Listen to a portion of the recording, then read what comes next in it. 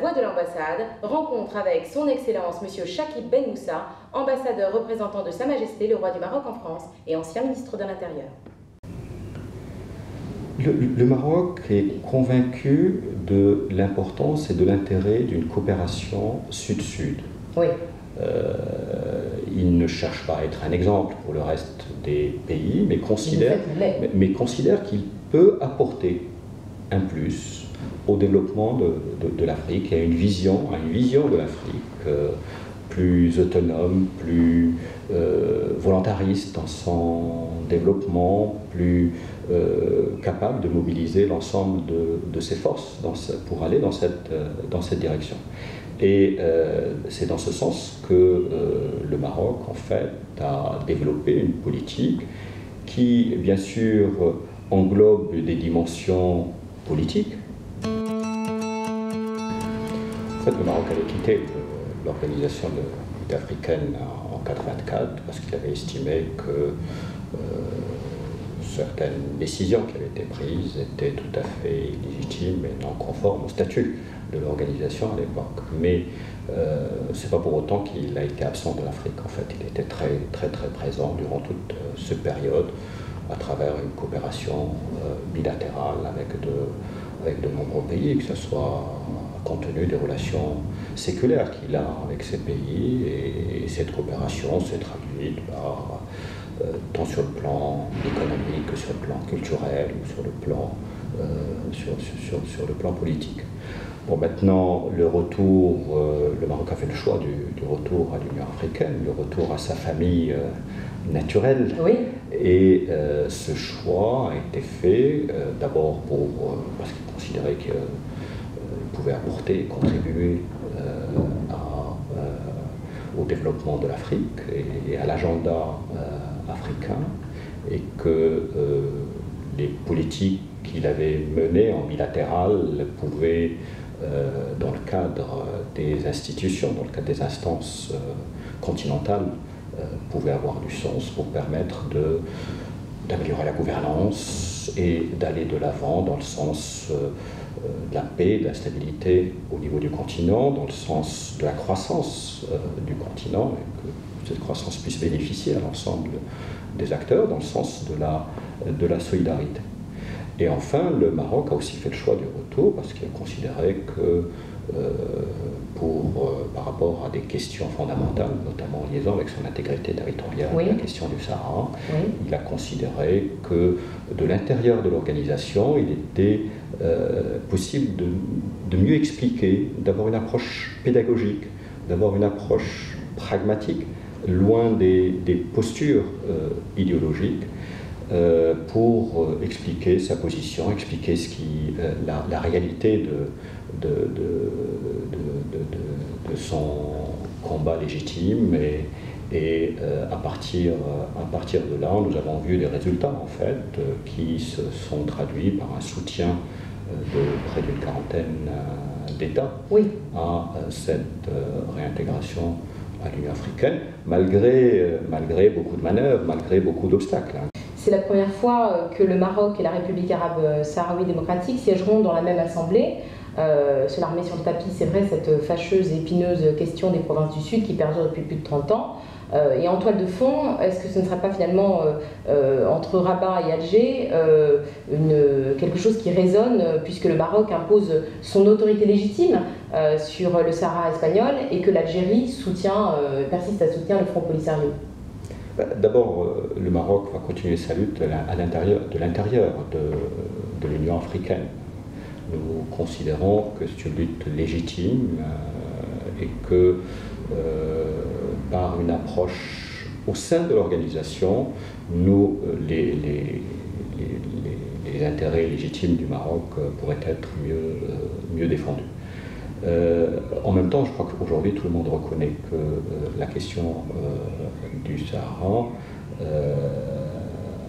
est liée à la forte implication et est une question où l'Algérie est très présente, très impliquée, est un acteur fortement impliqué, partie prenante de ce dossier. Et le Maroc a entamé une démarche qui, d'une part, au niveau des Nations Unies, a soumis une initiative pour une autonomie la plus large possible et qui est considérée par l'ensemble des pays Conseil de sécurité, encore récemment dans son dernier rapport, a noté la prééminence de cette solution que propose le Maroc pour une solution politique discutée, négociée et qui permettrait d'envisager l'avenir de cette région de manière dans le cadre de paix et stabilité. Aujourd'hui, nous avons donc un premier État sur ceux qui étaient réfractaires qui a annoncé récemment son retrait de la reconnaissance de la République démocratique sahraoui, c'est le Malawi. Tout à fait, le Malawi a retiré sa reconnaissance de la fantasmatique RAST et nous pensons que d'autres États suivraient son exemple parce qu'au fur et à mesure où on dépasse les positions qui étaient dictées très souvent par des postures idéologiques et souvent par une méconnaissance de la réalité sur le terrain et de la réalité de l'action du Maroc au niveau des provinces du Sud. Et donc aujourd'hui, on voit un certain nombre d'États qui font évoluer leur position, même si ce processus va se faire de manière progressive. Il n'en est pas moins qu'il est là et qu'il est important. Sur les 10 prochaines années, c'est un programme de près de 7 milliards d'euros qui sont envisagés dans la région. L'objectif à terme, c'est d'en faire un véritable hub entre le nord du Maroc, l'Europe et le reste de l'Afrique subsaharienne, et tout cela au profit des populations et au profit des pays aussi de la région qui peuvent, à partir de là, avoir un pôle de développement qui tirerait la croissance économique vers le haut et créerait des conditions de plus grande stabilité. L'idée, c'est d'associer le maximum de partenaires. Nous sommes sur des projets qui sont des projets continentaux et qui peuvent intéresser des bailleurs de fonds internationaux, peuvent intéresser, puisque le projet peut avoir des prolongements en Europe, donc peuvent intéresser directement l'Europe en termes pour sa propre sécurité énergétique, mais ont des prolongements bien sûr sur le terrain par rapport à l'ensemble des pays traversés pour leur développement économique et pour la création d'emplois. Alors, il y a de nombreux projets qui ont été lancés autour des fertilisants. Il y a un grand projet qui a été lancé au Nigeria, oui. et un accord d'ailleurs a été passé il y a quelques jours avec les producteurs et les distributeurs du Nigeria pour accompagner le développement de fertilisants adaptés aux besoins du pays et pouvant participer à améliorer la productivité agricole au niveau de ce pays. Et qui dit améliorer la productivité agricole dit améliorer le revenu des paysans et notamment dont une grande partie de la population est souvent dans des situations assez précaires. C'est une manière d'éradiquer la pauvreté finalement. Tout à fait, puisque aujourd'hui on considère qu'il y a près de 70% en Afrique, plus de 70% de la population vit de l'agriculture, directement ou indirectement. Près de 16% du PIB de l'Afrique est un PIB agricole.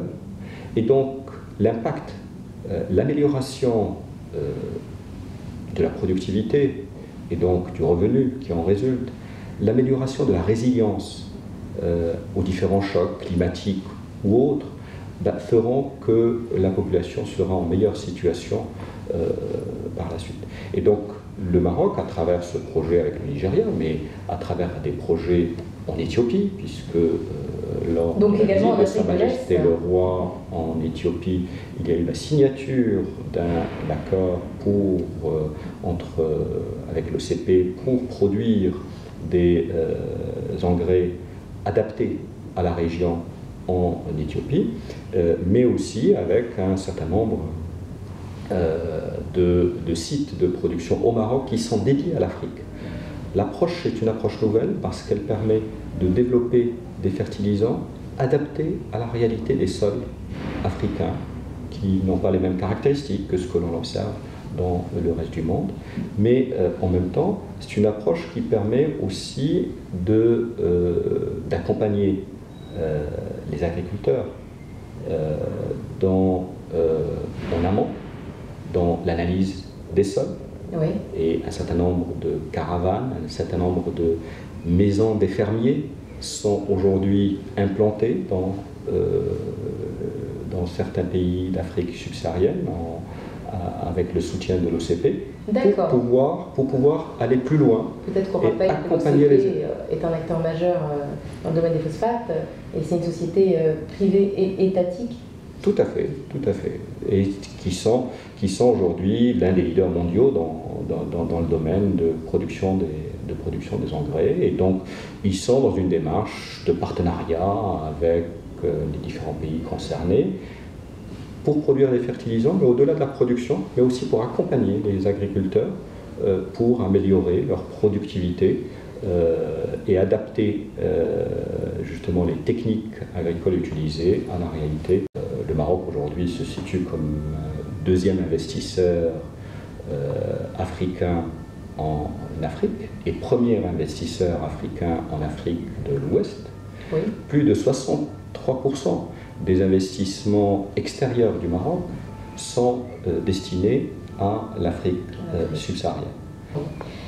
Une question qui fait couler beaucoup d'encre, la presse internationale en parle et les politiciens ne savent qu'en faire, c'est la politique migratoire. Avec les conflits ici et là, l'afflux des migrants se fait de plus en plus croissant en Afrique et en Europe, et on ne sait plus s'il s'agit d'une crise des migrants ou d'une crise de l'Occident. Le Maroc depuis longtemps a considéré d'abord que ces questions migratoires devaient être abordées par une approche globale et une approche en co-responsabilité avec l'ensemble des acteurs. Et le Maroc lui-même, qui était pendant longtemps un pays d'émigration, est devenu un pays, pendant quelque temps un pays de transit, puis maintenant est devenu un pays de destination où nombreux migrants s'installent. Et le Maroc a pris l'initiative au cours de l'année 2014, de lancer une grande réforme, d'abord pour pouvoir mettre en place les textes structurant l'accueil des migrants, structurant et les droits de ces migrants, et notamment en matière d'accès à un certain nombre de services, que ce soit l'éducation, que ce soit la santé, que ce soit la possibilité d'accéder de manière normale à l'emploi, de la même manière qu'il a mis en place les textes structurant l'asile des réfugiés, de manière à pouvoir les accompagner dans leur démarche. Et cette démarche a permis en même temps la régularisation d'un grand nombre d'immigrés qui étaient en situation irrégulière, au nombre de 25 000 dans une première étape. Et il a été décidé à partir du début de cette année de lancer, début 2017, donc de lancer une deuxième étape. Et pour l'instant, il y a plus de 18 000 personnes qui sont enregistrées, sachant que l'examen de ces dossiers se fait par les administrations concernées, mais se fait aussi par une commission indépendante. Et en fait, le Maroc a pris la mesure de ce qu'il est lui-même, c'est-à-dire que le Maroc considère aujourd'hui que son identité nationale est elle-même la résultante de ce qu'il est, de plusieurs composantes arabes, amazighes, africaines, andalouses, hébraïque, et que c'est cet ensemble de composantes, c'est cette pluralité qui constitue un atout. Et donc on ne pouvait pas en même temps assumer cette pluralité de cette réalité sans en même temps avoir une action volontariste au niveau de notre politique migratoire. Et le mot de la fin? Je voudrais surtout peut-être mettre l'accent sur l'Afrique et sur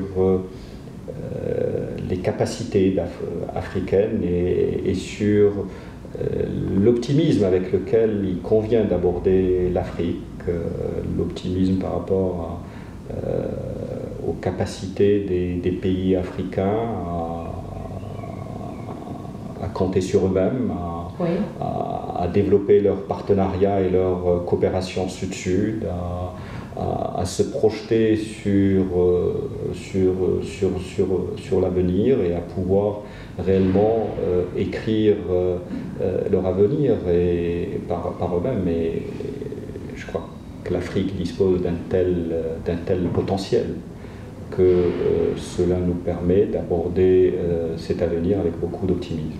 Monsieur l'ambassadeur, merci. Merci à vous. C'était La Voix de l'ambassade, une émission produite par Africa Digital Power et diffusée sur 54eta.fr.